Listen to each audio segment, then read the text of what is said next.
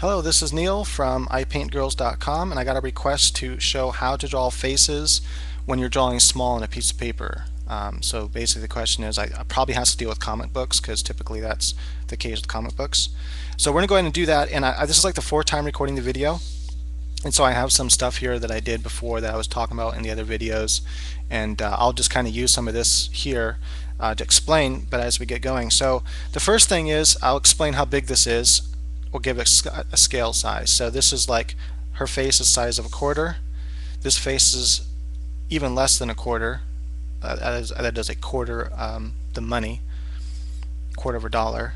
So it's really small from like there to there. It's like, that's like maybe an inch. This is like a little bit taller than an inch. And then this one here is maybe 2 inches from hair to chin. Right, so you can get a lot of detail with 2 inches, as you can see. And I don't know if this is allowed on YouTube, but we'll see if you guys report my video and if YouTube does anything about it. Right, so anyway, first thing is it's all about minimizing, but I want you to keep in mind that when you're drawing a face, you want to use all the information that I teach in my how to draw perfect faces tutorial. So that is the perfect square method on ipaintgirls.com. Go to the drawing section and it's a perfect square method. Don't skimp out, I'm telling you, because I skimped out growing up and then I had to go and learn it all anyway. So don't skimp out on information. Learn all the stuff you can. Fill your brain up with it. Practice, practice, practice, and you'll thank yourself later in life for it, because if not, you're going to have to do like I did and learn it anyway, because it's all important, useful information that you need to learn. And so what I'm doing here is just kind of, throwing in my guidelines like that. Now, before I begin doing this real quick, I want to explain what you do when you minimize everything, because you can't, throw all the details in. So an eye is reduced to this, either dark eye inside, where all that's going to be shaded, or light. You usually can't. You can usually maybe do like a little tiny dot in there for the pupil, but usually if it's too tiny, you won't be able to see it anyway, and so you have to minimize. This line up here, you can probably only do like when the face is a little bit bigger. When it's going to be really tiny, you can't even do that line. So the eye is reduced to just the basic shapes. And here's another kind of shape you can do for an eye, like so. And then you can draw in that part. Now when we're working tiny, you might not be able to do the pupil, so, and then you can draw in the makeup, whatever. I'm not going to shade it because that takes too much time. Well, I guess I'll do it really quick. Right, so anyway, there you go. So you want to reduce it. Noses are reduced to little shapes like this. You'll notice like Saya in Blood, the Last Vampire, one of my favorite recent anime. You just reduce it to two little dots for the nostrils, and then you have like the highlight shape, kind of like this diamond shape, and that's going to be where the light's hitting. So that would be done with the coloring or shading. Side view and 3/4 view, the nose is just reduced to that on Saya. Oftentimes noses are reduced to these basic shapes, as you can, this shape, this shape, this shape. Sometimes it's kind of a pointed up shape, depends on the angle of the face, but you got to think about reducing everything. Lips, before we get started in doing the face, lips are reduced as well. Notice that lips are just turned into you kind of do your line, and then you kind of do your little bit like your little shape to the lip, and then you do your bottom lip, and that's what lips are reduced to. But what's really cool about this is you can do them really quickly then when you're doing your comic books. And that reminds me, by the way, I just put this information on my website on ipaintgirls.com. I had put it on the bottom right hand side of the upper graphic, Bending Nature. So I already wrote the novel a long time ago. Got a lot of fans for that novel, and I'm going to be trying to publish it, so that's cool. But anyway, so Bending Nature, I'm also doing a comic book for it, because originally that's how I envisioned it, as a comic book. So I'm going to start just doing it slowly when I have time, and post it up there, and so you guys let me know how it turns out and when I get it up there. Right, so where was I at on this piece of paper? That's where I was. So when we're doing the face, then just keep everything I just said in mind, because that's what I'm going to be using right now. And you also, before I do this, keep your strokes deliberate. When you're doing hair, let's say, what you don't want to do is this. I'm going to go up here and show you. This is not sketching. See, people think doing this, just kind of, that's not sketching. If you wanted to do those shapes, I would, oops, I would maybe kind of do a light circle, and then I would be deliberate with my stroke, like that. And let's say I wanted those shapes that I had before, I want to be deliberate.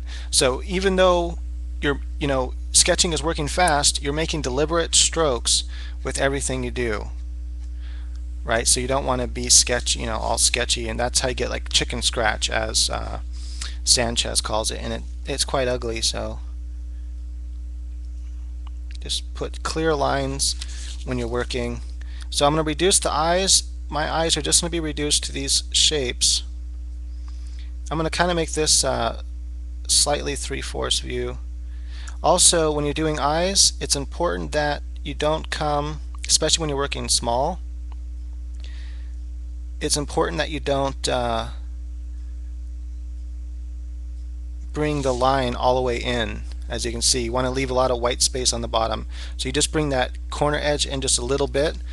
And sometimes you might even want to leave the pupil out altogether. I'm going to have her kind of looking off this way. So I'm just going to draw little lines in there. And that's, when you're working this tiny, that's all you can do. That's all the detail you can afford. For her nose, I'm actually going to give her a very tiny nose. So it's just like 2 little strokes. I mean, so tiny little strokes, just little stroke like that. That's all you can do when you're working this small. However, I recommend to work at a large size. You might as well do each scene on an 8x11 piece of paper.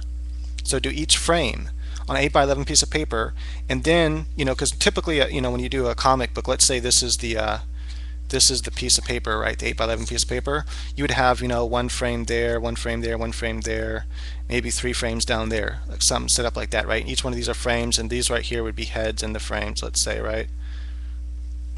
So do each one of those frames on an 8x11 piece of paper, scan that in to your Photoshop, whatever, and then scale it down to the size it's going to be, and fit it onto an 8x11, document, whatever size you're going to be printing at. Probably not 8x11, but whatever size you're going to be printing at. And once you have that done, then take it into Illustrator and ink it, or you can also ink it in whatever program you want to ink it in, but scale it down first. You don't want to ink it then scale it down. The reason why is when you draw something large and then scale it down, you get pixelization stuff, and then you lose a lot of that little details that you actually need for it to register so tiny. So notice this is really small, less than an inch high, really tiny head, but notice it's like a trick of details. It looks like she has a lot of details, but she really doesn't. It's just deliberate things I chose to leave in and take out that give her that personality. And then let's say I want to give her some kind of hair. I can draw this strand, let's say, and then I'm going to have that hair kind of coming out and then coming down. She'll have 1 piece of hair here. I'm going to make her neck long and thin.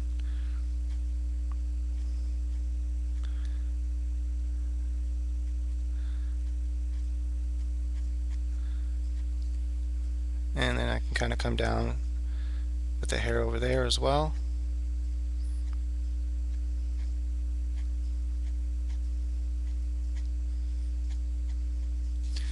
Okay, so you want to be deliberate with your strokes. That's important. And also when you're working this small, you want to be precise with your strokes and deliberate. If you do chicken scratch, things like this, the details won't come out. But hopefully you guys can see this. Maybe if I try to zoom in just a little bit here, I want you to really be able to see the details. Let me try to focus it a little bit more. So you can see that you can really see a lot of detail in that really tiny thing. You can see how small it is next to my finger. So it's really tiny, but maybe I should have actually tried to draw zoomed in like that. Maybe I should have, when I originally drew, I should have tried to draw it big. But anyway, so